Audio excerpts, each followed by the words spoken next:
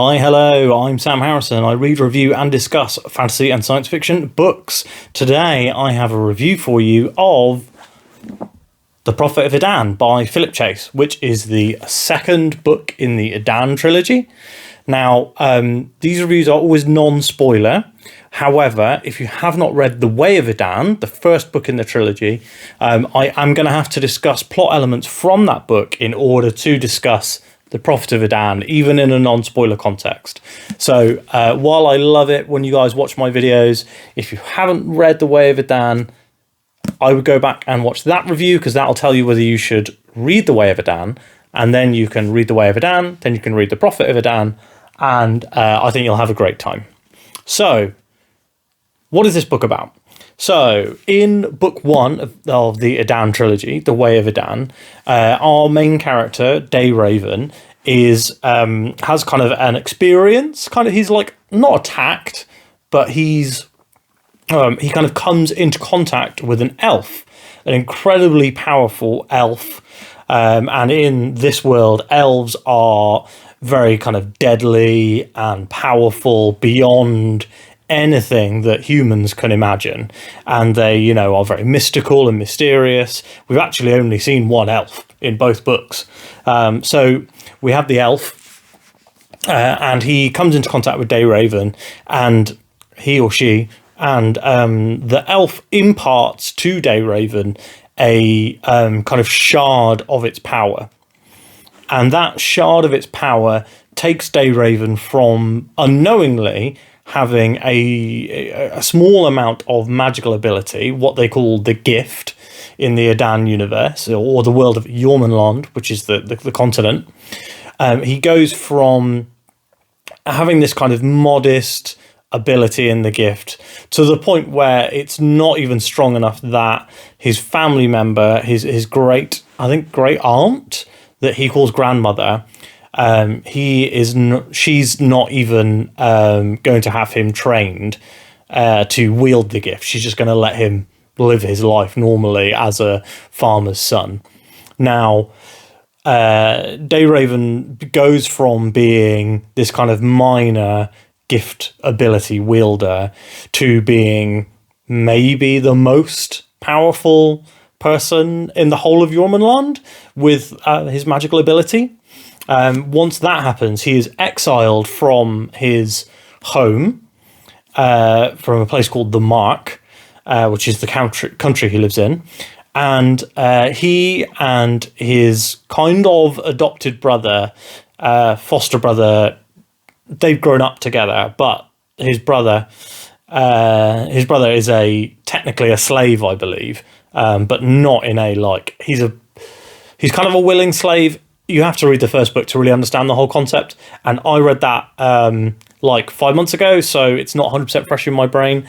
Safe to say, him and Imhar, who is this foster brother, stepbrother, adopted brother, they grew up together, and Imhar and Raven leave the Mark to go to where his grandmother tells him, which is to go and study with the wizard Galdor. Then Galdor can protect Raven from the priests of the Way, which, the Way of Edan, hence the first book. The Prophet of Edan basically picks up once Raven has gone to Azralad, Azralad? You know what? It's not on the back of the book, so we'll never know. So he goes to Azralad with the heir to the throne of the country, Sequara, and two friends from the military, Norn and Orvandil.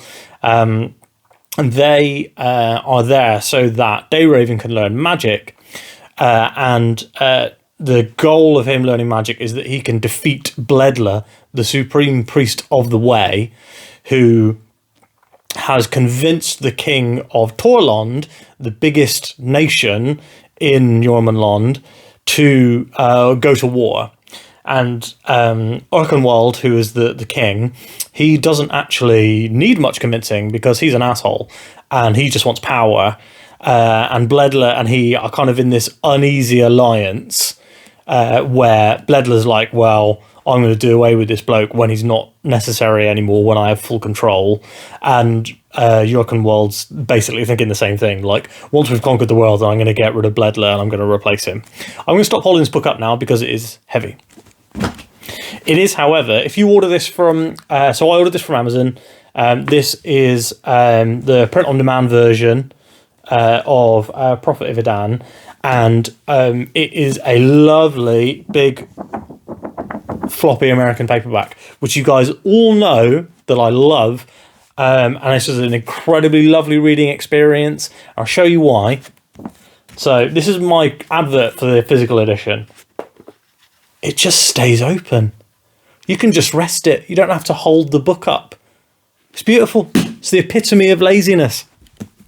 Anyway, so that's the setup for this book. And you may notice on the back a dragon. Dragons are a major part of this book. And you're kind of thrown into the action straight away, right at the beginning, with Dayraven having to escape Edanon, the country, with Sequara, Orvandil, and Norn, and as the country is being attacked by basically a small group of dragons that Bledler has under his control. So instantly, Bledler goes from being a kind of very capable, scary, smart religious leader who is also very powerful in the gift to being almost undefeatable. He has 12 dragons, 12 weapons of mass destruction. So in the world of Jormunland, the dragons, you know, their skin can't be pierced by conventional weapons. They can fly so fast they can cross the country. They have, they breathe fire to the point that will melt weapons and armor to soldiers.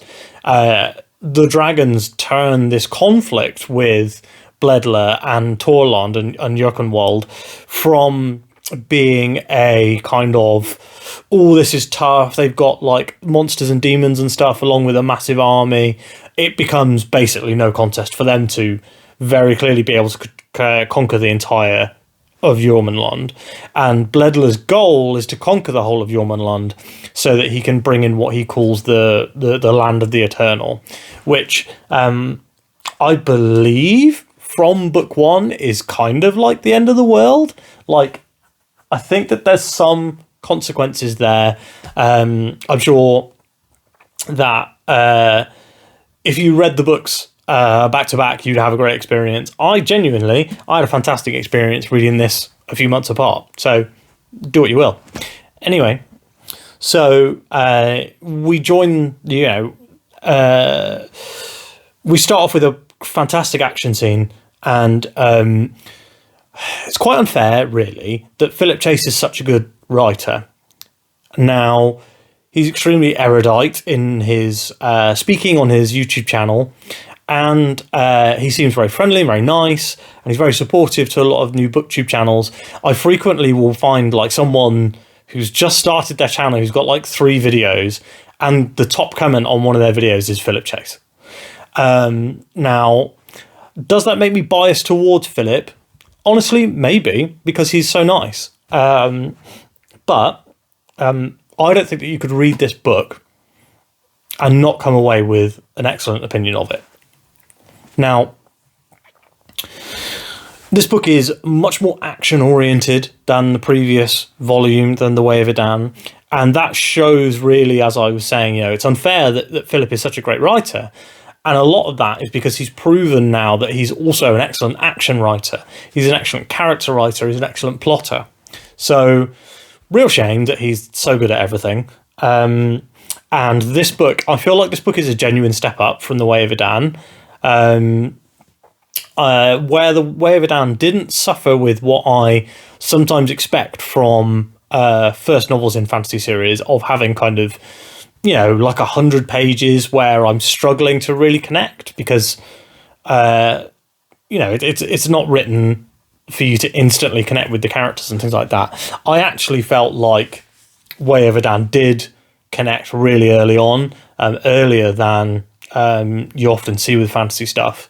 And Prophet of Edan really builds on that connection with the characters. I think that the characters are stronger this time around, which is a shocker because they were very strong last time. The story, and I think this is actually something that I wanted to highlight, especially with this book. This book was a real surprise for me. So I had been told that it was a bit more actiony, and I feel like the cover, which is, you know, Sequara doing her witch's fire, you know, I had thought, yeah, it's probably going to be a bit more actiony, but I had no idea how much more actiony it was going to be, how well the action was going to be written. But also, I think the thing that was really good is it didn't feel like it was kind of a breakneck pace. So sometimes you'll read shorter fantasy novels. So this one is 600 pages, but sometimes you'll read a shorter fantasy novel, and it will just feel like there is non-stop action, like it's just beat, beat, beat, beat, beat. So like The Sunlit Man was very much like this. There's very little downtime in that book. And The Prophet of Edan manages to perfectly balance, for me, the fast-paced action sequences with the deep character moments, and often those things will take place at the same time. So there's a fantastic battle sequence around the halfway point in the book, which in many, many books would have been the finale. It was that good. But that epic kind of battle, kind of invasion sequence, we see some major character changes and some big emotional moments from our kind of... Dayraven is the lead, but it almost feels like Sequara is kind of like a second lead, because she's so... I don't know if it's because I like her so much, but she does feel like she gets a lot of POV chapters in the Way of Edan, less in the Prophet of Edan, but that is because she is with Dayraven a lot more. But on top of that, we also get a load of really cool other POVs. So there's a few that are introduced in this book. And we also get to continue with one of my favourite things, which is villain POVs. So we have POVs from Bledler, we have POVs from Erkenwald, and the Erkenwald chapter was one of my favourites. There might be more than one, but there is one in specific, which when you read the book, you'll know what it is. That one was a real favourite of mine. And you also get POVs from Orvandil and from Norn. So it's just it's so great to spend all this time with these characters that you really love, and it feels like not a chapter is wasted. And there's a lot of times where I've praised Ryan Carhill, right, for switching chapter on you, switching POV on you exactly when you want it to happen. And I never kind of turn the page and go, oh, it's a Kaelin chapter. And that was the exact same thing that happened to me in The Prophet of Edan. So whenever I would reach a chapter, I would be like, it would start with like, oh, and Sequara did this. And I'd be like, oh, cool, a Sequara chapter. There was literally there's no bad POVs. Even, like, I'll say this now, even George R.R. Martin in Game of Thrones and the Song of Ice and Fire series has bad POVs, has POVs I don't care for. And when I would get to those chapters, I would put the book down. And that just doesn't happen in The Prophet of Edan. I think that a lot of the reason why it took me a little bit longer to read this book was because I actually was kind of drawing it out because I didn't want to finish it. So I did have a very busy week, but I feel like there were multiple days where I was like, I'll just stop here and go to bed a little early. But then I did finish the book at like 1:15 in the morning because I just couldn't put it down. I read the last 200 pages in like a single day, as I expected to, but I just absolutely loved it. Such a fantastic novel. And the other thing as well, I mean, I dithered about whether to put a spoiler section in this book, a book review, because I'd mentioned previously that this book was very, very surprising. And there is something that I would say is even more surprising, which is the way that it wraps up. So I did not expect the ending at all. So there's multiple sections in the book where I was very surprised by the direction of the plot. And while I'm not one of those readers who is like trying to guess what's going to happen, I'm often not particularly surprised in books. Like, I feel like I'm like, oh yeah, that makes sense. Whereas in The Prophet of Edan, there were 2 or 3 big shifts where I was like, oh, I wasn't expecting that. So I'm very, very infrequently surprised by books, and The Prophet of Edan really managed to surprise me, especially the ending, which I absolutely was not thinking was going to be like that. I've decided I'm not going to read Return to Edan straight away, because I don't know, I feel like I want to make this series last. So I'm going to probably read it in March or April, after I've wrapped up a couple of other series as well. And I also want to try and get self-published books in every month, so I don't want to use up all my faves and have to hunt some stuff down for later in the year. But anyway, so this book for me, let me give you the score now. So I gave this a 5 out of 5. This is my first 5 out of 5 for 2024. If you are looking for kind of the cliff notes here, I would say that this is a fantastic modern fantasy in that traditional fantasy storytelling mold.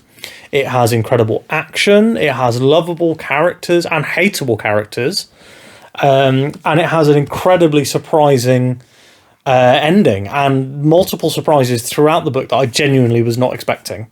So if that sounds like your bag, then this is on Kindle Unlimited. So if you have Kindle Unlimited, you can read the entire Edan Trilogy. Like I've said before, I recommend the physical edition. I think it is really nice. You can also buy it on Kindle for very little. So I think that when I looked recently, the books were like under £4 each. So you could get the entire trilogy of the entire Edan trilogy for less than one Wheel of Time book, for example. And I would really recommend you do it. I would say read the Edan trilogy, at least books 1 and 2. People have said that the third novel, Return to Edan, is Philip Chase's most experimental, most interesting, and best book in the series. And I'm struggling to see how he can get better than this. I'm feeling about Prophet of Edan almost the same way that I felt about Of Darkness and Light. And then when we rolled into Of War and Ruin, I was sitting there the whole time going, I don't know how. I feel like I need to give this a 6-star review. So whilst Prophet of Edan is only a 5-star review, I am incredibly excited to see where we go next. If you would like to see where we go next, the best way you can do that is to either read the books yourself or subscribe to the channel, and you will see exactly what I'm reading as I'm reading it. And if you like this video, please give the video a like, and while you're there, you can subscribe, and leave a comment if you have read The Prophet of Edan and let me know what you thought. If you want to read The Prophet of Edan and you would like to chat with me about why you should read it, then pop yourself down in the comments. And I'll also drop a link below to Philip's YouTube channel so that you can go over and watch his videos, because he's better than I am at this, but he doesn't upload as frequently. So if you want someone to show videos every day, I'm your guy. If you want an erudite discussion about something incredibly interesting and well thought out, then Philip's your man. Thanks so much for watching, and I will see you tomorrow with my February TBR video. Goodbye.